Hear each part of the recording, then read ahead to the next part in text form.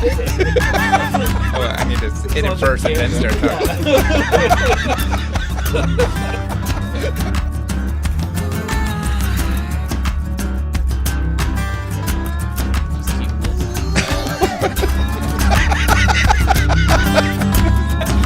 What is that? It's like the confused child, like wanting something. All right, so welcome to our first podcast, brought to you by Brighton Recovery Center, and about living in recovery, right? Yeah, and absolutely. The idea came to fruition. Originally, Josh's idea, super motivated. And Joe. Okay. Joe with Joe, having coffee with Joe. It was going to be called Joe with Joe initially. Oh, was it really? And you're just going to talk about yourself? No. We're going to talk about the stuff Josh and I talk about over coffee. Yeah. I see. Which is usually recovery and people in recovery and aliens. And we had a really good conversation, and I said, if that was a podcast, I would listen to it, what we just did. And then it was born. Well, thanks to, the partners in Brighton and you, and believing in that we could do it and that it would hopefully lend value. Yeah. Okay. We need to introduce ourselves for anybody, or one or two people that are going to log on and listen. They might need to know who we are. So why don't we start with you, Joe? Tell us about yourself. So my name's Joe Gorton, Director of Clinical Services at Brighton. And just a little bit about, I guess, how I got into all of this. My first experience with working in addiction was when I decided I wanted to be a therapist, and I knew I needed to get some kind of foot in the field. I went and worked at an adolescent addiction transitional treatment center. So for kids who are coming out of a locked unit and getting back into the community, and that was I didn't know what I was doing or what treatment for addiction looked like. It even brought a lot of things that I was doing to kind of, into my awareness. Because I didn't know anything about addiction. So it was this kind of trial by fire learning experience to just start seeing what some of the realities were, especially with such a young age group, was really kind of crazy for me. We'd have 13-year-olds who were selling meth, and gave me a passion for it. And from there, I went and worked with multiple populations. I went through grad school, ended up working for a psych hospital, and kind of veered away from addiction for a while, and then got back into it working for a detox center. And every one of these opportunities, I was given the reins to kind of create the program. Like I did that with the transitional unit. I got to create a lot of the aspects of it. And then with the detox program, I got to create that, and then also create a 28-day program within a hospital setting, which had a lot of unique challenges that we had to make sure we addressed the specific needs of that population and their environment. And then moved over to working with the military, which was another eye-opening experience, and seeing the co-occurring disorders, both trauma and addiction, how they fed into each other and how they played out. So that, again, helped kind of move me towards the idea of creating a program that involved true dual diagnosis treatment. And just through some other turns of events, I ended up working with Jonathan and coming with him as he came to kind of execute his vision of Brighton Recovery. Similar for me, my background is clinical. I became interested in the field because some close family members were having issues, then stepped into the addiction portion of treatment and just felt right at home. Grew up with a lot of addiction all around me, and it just seemed like a really natural place to be. Mainly, I think working with this population for me was just the amount of hope that I see in recovery and people actually coming out of the darkness and living very productive lives. So I know that treatment works. Then my quest began to find out to really just research and produce what the best kind of treatment can be based on all of the schooling that I've been through and the experience that I've had working in the industry. So when I got this opportunity to start Brighton Recovery Center, I jumped on it because I knew that it was my chance to build something with my vision of how people need to be treated when going through treatment. And that vision is based on treating people with dignity and respect, and not necessarily having to punish people for the things that they've done or the things that they're going through. Yeah, and my background is a little different. I worked with you early on, but as a patient at a different treatment facility. My experience comes from going into that very dark place, near death and losing my brother, and just the struggle of addiction. And to be now on this side and sitting here with you is fantastic. So my experience comes in large part due to for how many practicing addict and alcoholic for it was over 20 years. A lot of experience in that, and then had some success a little bit in business here and there. Nothing to write home about, but I would write about this to anybody, to be sitting here with you guys. So absolutely. Josh Hall, stories like that. I mean, stories like yours, and being going through the process and ending up at a point like this right here, right now. This is why I'm in the field. I didn't really ask for anything more at this point. When Josh and I first started talking about this, for me, it was a way to get conversations about what's going on in our community and in our nation about recovery. And I don't know, kind of lend not just a clinical voice, but also voice of people who are in recovery, people who are working on the front lines, people who are sitting back and, developing new programs or thinking of new ideas, and to take these relevant topics that are there right now and to be able to just discuss it from a lot of different perspectives. Absolutely. And when I think of, some of the people already that have committed to coming on, I mean, the kind of people that will be invite anybody from alumni in early recovery. I can remember for myself, you wanted to speak about how you were feeling. And if I was able to see or listen to somebody in early recovery or long-term recovery that's doing some amazing things, I just hope that it can be a resource for families or people in recovery or people not. In an ideal situation, the stigma that comes with addiction, there's shame, a lot of it. And I'm proud to sit here and, I'm proud of even the horrible things I did, because when you do this right and you listen and for me, it started with treatment. And, well, then something like this can happen. I mean, look what we're doing. And if we can lend a voice to that side of it, that's a cool thing. Yeah. When I think of that, I also, the horrible things that you went through and did, I think it's important to also highlight that side of addiction too, that there's a human side to a lot of that tragedy. And to maybe even get people to talk about some of the things that they've suffered or lost through addiction, but not in a way that demonizes it or makes it, vilifies it, but shows the humanity that goes along with that, and then stepping out of that into recovery and what that looks like. Yeah, I mean, I think that there are countless stories that could be beneficial for so many people out there that would be willing to take the time and just listen or watch. And when we're talking about the afflicted, I mean, that is a whole category that is going to be, the stories will be endless. But then when we take it to a different level and we talk to the helpers as well on that level, what are other people doing to help those in recovery, in early recovery, or in active addiction, and helping them get to recovery? There's also so much content out there. There are so many people, so many leaders in the field that we can aspire to bring in here. And you've already got a couple ideas, which, I mean, for people that are just listening to this or watching this, we have some incredible ideas. So we would urge you to just keep checking back.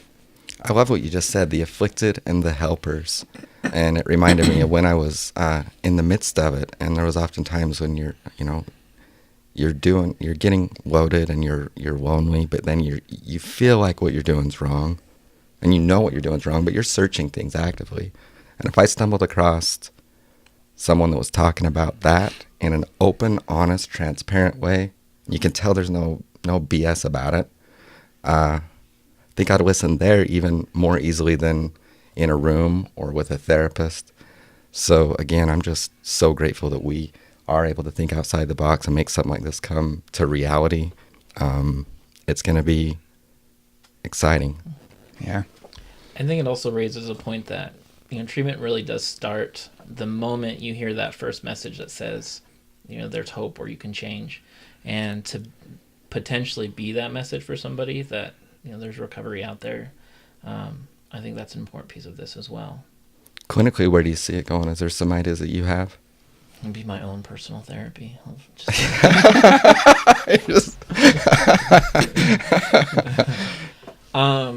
Well, one of the things I'd also like to see with this is it become, again, an open dialogue with people who have relevant questions about addiction, that they can get both a clinical answer, but also an answer from someone who's gone through it and experienced it. Maybe that dialogue can kind of go from both sides and, answer questions and talk about things that maybe aren't being talked about as openly in other areas. That's awesome. Yeah, and I think from like an administrative level, there are so many other people out there that would be willing to come on the podcast and talk about some of the things that they're doing. Visionaries that are out there that we can maybe get a hold of to bring them in. I've got a few people in mind that are running treatment programs or have ideas of things that you can do outside of a treatment program that take kind of a network of people and somewhat, well, a lot of funding. And if we can get those messages out here, maybe we can reach more people and help those things come to fruition. It's great. I also think in early recovery especially, and maybe even, now I still struggle oftentimes, but to lend a voice to, I hear often with some of the clients we work with and with people who are still suffering or in early recovery, I think I've even had the question, will I ever have fun again? Or how am I going to do anything without substances or my addiction? And it's the opposite. It's how did you weren't doing anything before. And if we can lend a voice to have people on that actually, you see them and it's like, oh, wait a minute, I want a little bit of what they've got. Right. Whether it's a strong, empowered women or we have a group with just, 3 women that are in recovery, that stories of Rachel Santizo comes to mind. I can't wait to have her on. She had lost her kids. I remember running with her 4 years ago, and now she just went to Washington and got an award for service work. Mm-hmm. And this is a woman that a few years ago was just crying, saying, I don't know if I'm going to get my kids back. If we can bring a voice to that, the afflicted and the helpers, it'll serve its purpose. Well, and the cycle of addiction is so similar, right? You can pick it out and see all the little parts of it pretty easily. And that plays out in so many different stories, but the stories of recovery are also unique. There's really no one size fits all with recovery, and the direction recovery can go is kind of limitless. So be able to highlight that to show that even if you feel like this avenue isn't for you, there's countless other ways of doing it. Yeah, I love that because you take that and then take it a step further, and the industry in a lot of ways has a fairly bad rap, and people out here trying to help other people that are struggling with addiction and their families, contacting or getting involved with a treatment program can be super difficult and confusing, and people, centers out there are getting closed for fraud, and I think this is a great way to help people recognize by what we say and how we're doing things, what good treatment could look like. Absolutely. Wouldn't it be great also to bring some of those situations to light, not necessarily calling out, specific situations, but talking to people about what to look for, so that unethical treatment centers can be spotted easier and, stop giving the rest of us kind of a bad rap. I know, and that's great. That's a great kind of lead into a plug for us, on our blogs. We've got Neil who just I don't know if he posted it yet, but he's about to, what to look for in a good treatment center. And did you guys see that come through yesterday? Yeah, I did. It's great. It looks amazing, and everything in there is highly relevant to how the standards that we hold ourselves to. So people that are watching this or listening, you should read that blog. Well, and this is a way for us to show, I mean, not that we're very much interested in helping people. And by being transparent, by being honest, by thinking outside of the box. Mm-hmm. I mean, if you look at our family program, there's a lot of things that yes, obviously we got to pay the bills in order to buy all this awesome stuff and be able to get the message out there. Right. But the culture that we have is to help. And we do that. And if this can be another resource to help, I'm just excited to do it. This is really cool. Doesn't it line up with our vision so well of patients first? Clinically, really worked hard to make sure that is the forefront of every decision we make. Mm-hmm. And this fits in line with that so well of, we're just going to send a message out. We're just going to dialogue with people. We're just going to talk and put information out there. There's no guarantees of what it will turn over or create, but the point is to just have dialogues and to connect with people and to be honest and to bring, like you said, a voice to recovery. And understanding. I talked to so many parents, and I was speaking with someone yesterday, and she said to me, I just don't even know where to start. I don't know anything about this. And then there's also the other side, where there's shame. It's like, why can't you just stop? But the more voices and people that you hear that are successful and actively out in the community doing these amazing things, the more we put a face and a voice to that and show it and share it, then maybe if we could erase a little bit of that stigma and educate it with the reality of it, that'd be my goal. Yeah. And educate from different points of view, because if I were to ask you, Josh, why didn't you just stop?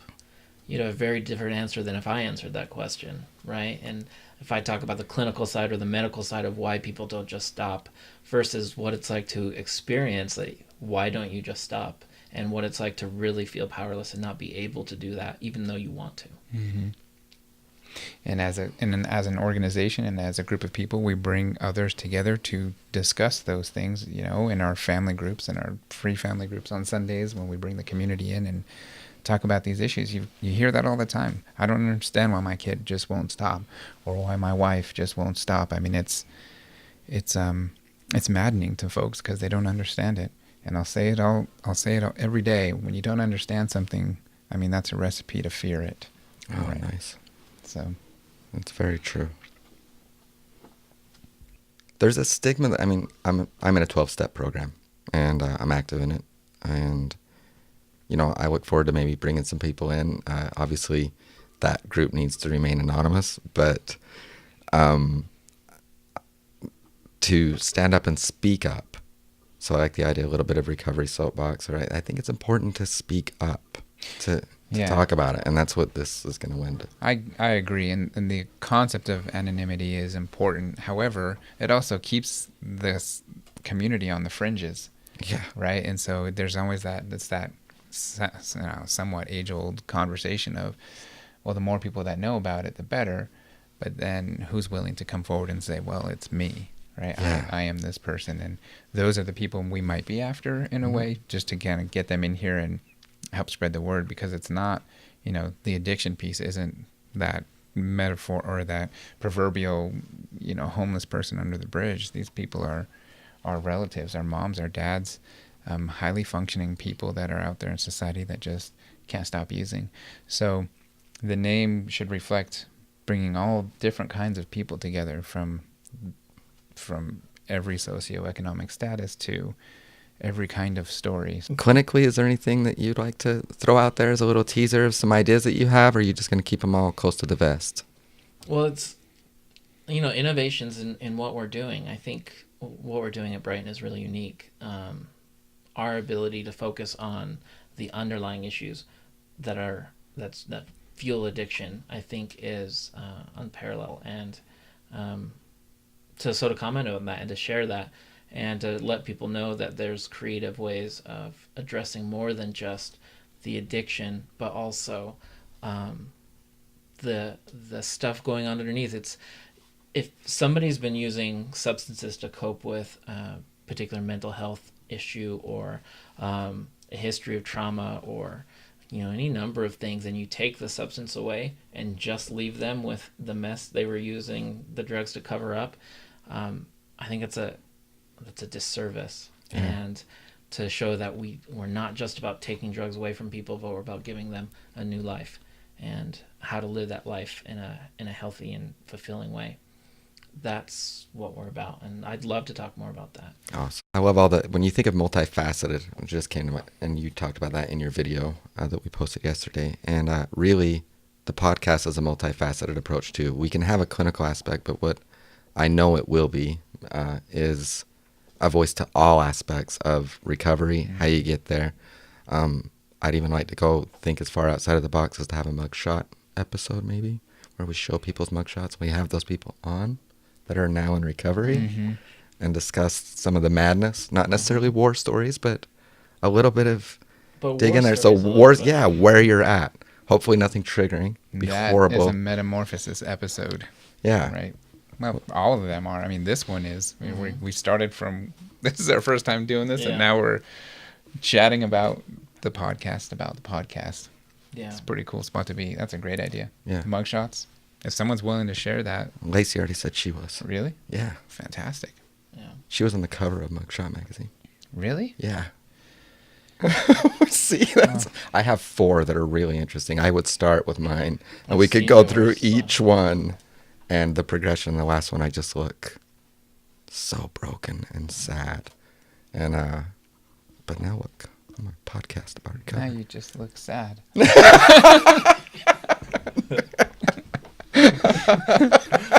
And then there's that laugh. It's so sad. It's not sad at all. Not at all. That's awesome. All right. Well, that was good. That wraps up our first episode. Thanks for watching. Thanks for listening. And Joe, Jonathan, and Josh signing out. See ya.